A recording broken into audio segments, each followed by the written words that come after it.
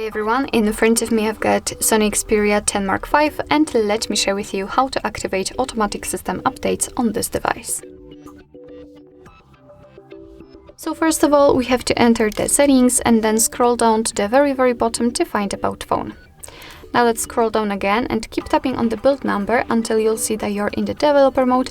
And if you want to learn more about this mode, about those options, I highly recommend to check our tutorial, which I've just recorded, and I'm talking more about the options you can find there. After activating, we have to go back to the general settings and enter the system and tap on developer options.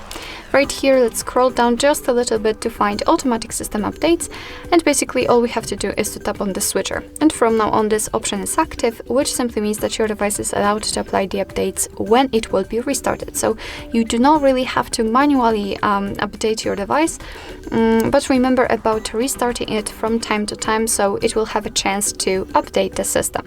Of course, you can turn it off the same way.